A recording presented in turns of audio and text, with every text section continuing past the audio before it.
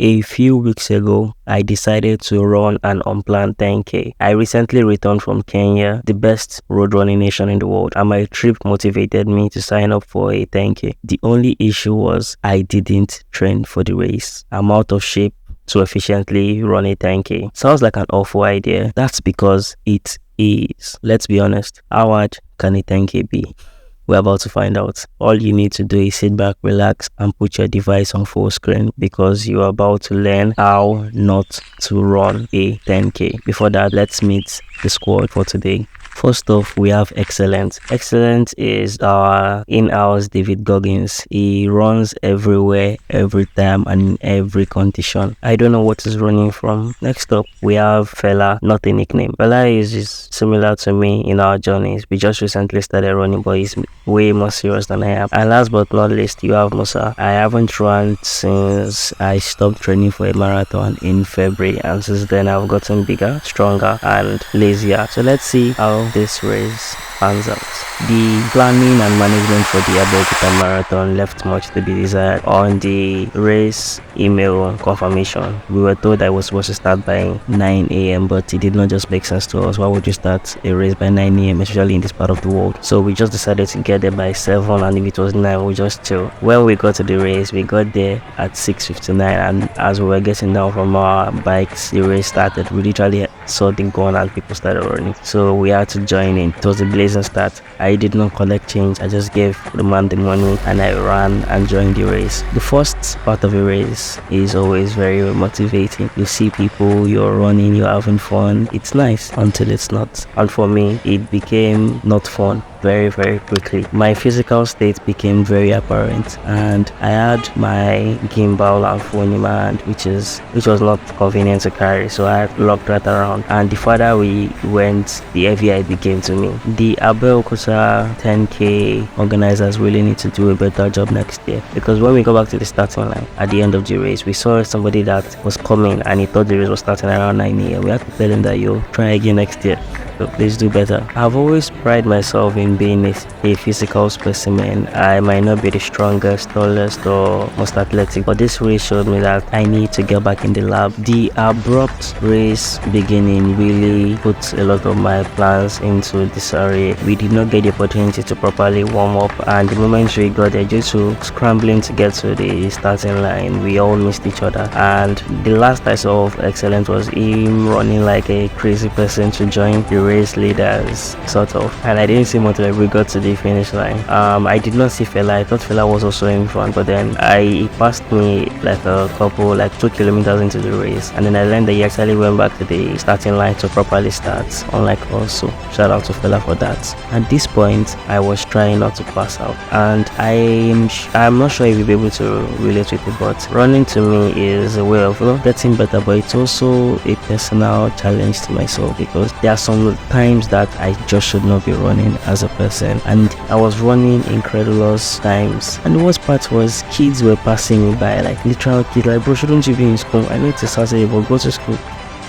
Why are you making me look bad? So yeah, it was a wake-up call, and I couldn't even go 8 kilometers without stopping. I was doing everything you would see old people doing in a race, and it was just at that point it was a wake-up call. I might not necessarily be like out of shape, but I could not even run for 1 kilometer or 2 without needing to stop and panting. I felt like I walked more on this race than I ran, which was uncalled for. At this point, I was trying not to pass out, and I wasn't really doing a very good job at it, because people were looking at me like, yo, bro, are you sure you should be here? But that did not stop me, at least not yet. If you'd like to see me do more incredibly stupid and adventurous stuff like this without planning, then you should definitely subscribe. I have a bunch of videos that I'm sure you'd like, and if you want to see me suffer more, I can create more content like this for you. Subscribe. At this point, we had run for I think 5 to 6 kilometers, and we were at the governor's villa. If you're not in Nigeria is like a federal system I believe, and there's a federal government with different states, and the states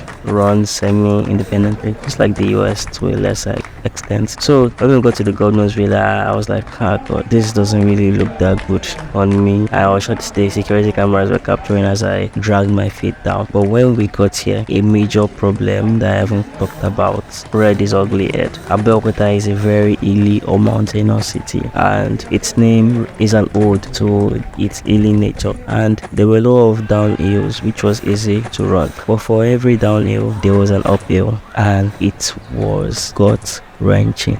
I can't say for a lie, it was unbelievably hard. Oh my god, for every downhill there was an uphill, and they kept coming back to back to back to back. There was no respite as you were coming down from, oh nice, downhill, next thing you were seeing the next uphill. It was crazy. Another thing that I would love to see the Abeokuta 10k team work on next year was there was no kilometer markers. I mean, I've run race where if you get to like the second kilometer mark, you'd see like a placard or something. They could have done those. At this point I was running blind and I didn't really want to open my phone that much because I was videoing. I couldn't video at the same time and track my location. So please look into kilometer markers. I mean, these are the little things next year. The organizers really worked with the government to ensure that it was as safe as possible, especially from motorists, and I would give them that. But there were lapses here and there where some motorists were able to sneak into our lane. How hard can it be to run a 10k? That was a question that I asked myself throughout the planning phase for this race, and even while we traveled almost 100 kilometers or to and fro to the race, I was always asking like, how hard can 10k be? I mean, I'm not really in shape, but it can be that hard. I found out how hard it could be. I dealt with muscle spasms.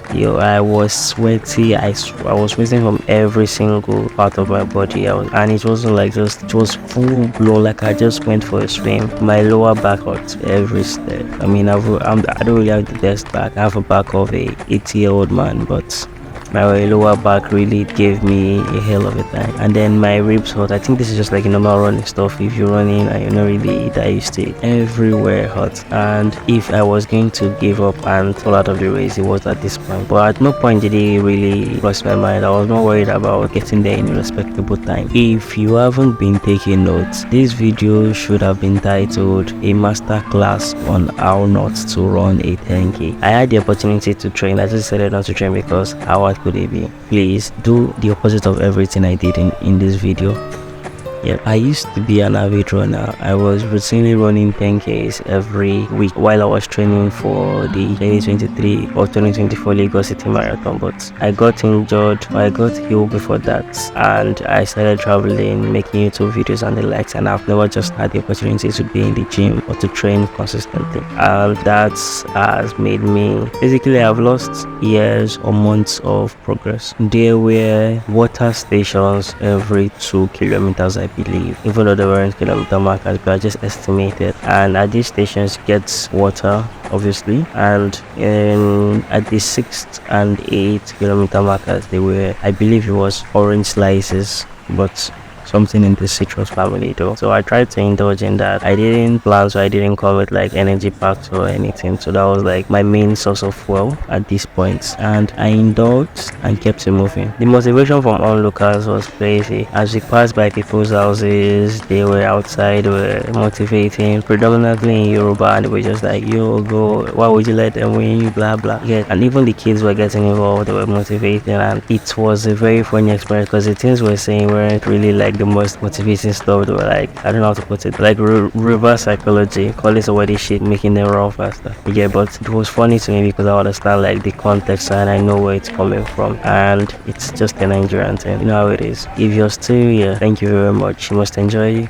watching me suffer, or you're also planning to run an untrained 10k. Either ways, ensure you subscribe so you can stay in the loop and help us grow. The best thing about this race is that it was a much needed wake-up call for me. Things must change. I know I'm beginning to sound like there's a lot of ego behind this, but I just feel like I am at the age where if I'm not going all out and I'm not able to do as much as possible, then why am I even trying? I've always prided myself in being just slightly better than average, but I didn't even get to my usually mediocre position. It became more important to me to finish this race. I did not care if it took me 4 hours, I must complete this race. I did not care if by the time I got there, everybody had left, they had brought down the finish line or whatever. I was going to finish this race. If I had to walk across the line, if I had to crawl across the line, if I had to be carried, I was going to finish it. But yes, at this point, I was already thinking about what to do next. I knew I had to get back in the lab. I knew I had to start working. I knew I needed to go the extra mile to do more for myself. And yeah, this is the face of a crazy man. You have no idea how crazy this experience was. I had gotten back from Kenya, and obviously Kenya is synonymous with road running. And I was like, you know what? I'm feeling very Kenyan.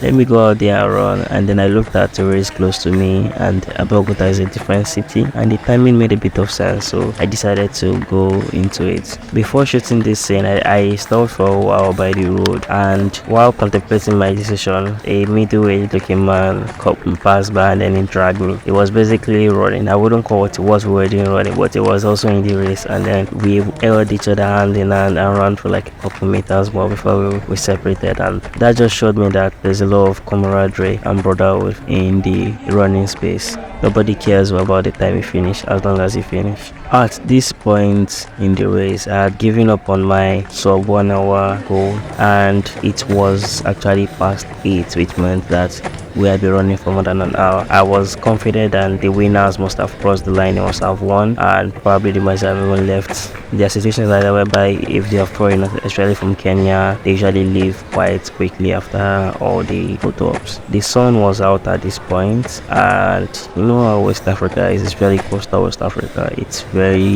humid and not somewhere you want to be running when the sun is out. People were waking up and coming out. They were going about their businesses. There were more vehicles on the road. Shops were opening, and on a Saturday, things where the city was coming to life. It's, in a sense, already showed that we were supposed to be mentally wrapping up at this point, because the city has to continue, life has to continue. And while we were running, we actually passed the finish line, so it was like a loop. So we were still 3 or 4 kilometers away, and then I saw the finish line. Everybody ran past the finish line, but we had to go down the road and take a turn to get to the actual, to get to the finish line. So I think the finish line was actually quite demoralizing, because I was like, bro, seeing me just go there, no, I have to go around for like another 3 kilometers.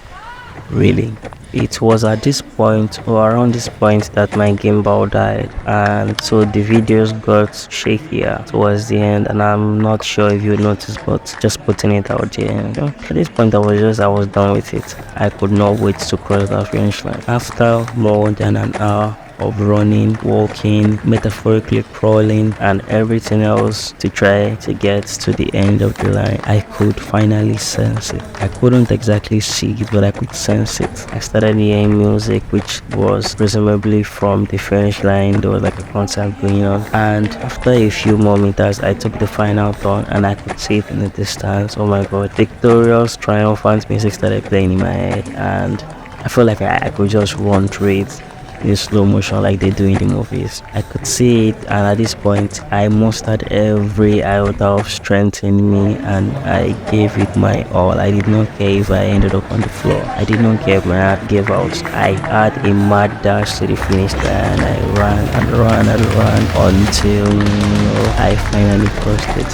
It was a glorious experience. I completed a 10K without training. I made it, better late than never. Just for the sake of me being open with you, I really needed to run this race because there was a lot going on behind the scenes, and things weren't really going great, so to speak, and I really needed this race to show that I could do things. I could still do things, and I was still the man I thought I am, or the man I think I am, and I really needed this race for a lot of reasons, and I finally completed it. It might not have been in the time I wanted, but I completed it. I made it. So I crossed the finish line. There were a lot of people there at this point. I got my medal, and the medal felt very quality. I don't know if that makes sense. It feels very weighty. Obviously it's not gold, but it felt very well made. And I called my friends. I found them. They were ready. They were like, "You, where have you been all this while?" I was like, "You know what? Just celebrate out that I'm here."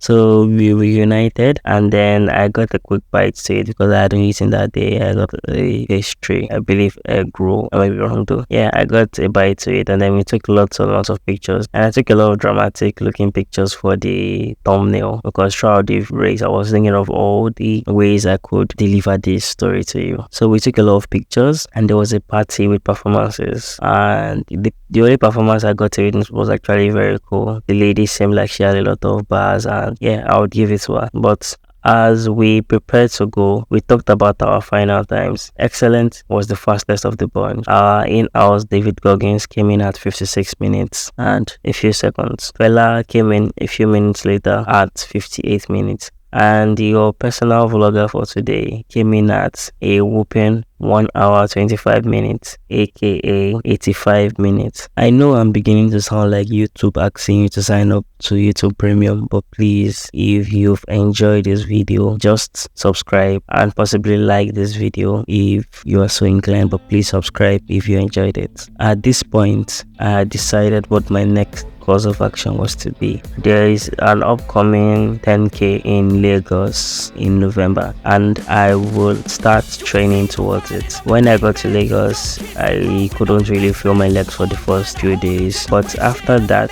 I got back on the road. I woke up early in the morning, as you can see, and I jogged around my neighborhood. I'll be carrying you along with the process, with my preparations, and if you have any tips for me on how to run a sub 1 hour 10k with like 4 to 5 weeks of preparation alongside my job, then definitely put me on and give me the advice. But yeah, the 10k race in this video was a wake-up call, and now I'm actually putting in the work. If you'd like to see how I do that, then tap in and stay in touch. I hope you've enjoyed the video, and I remain Musa from Okodo. See you on the next one.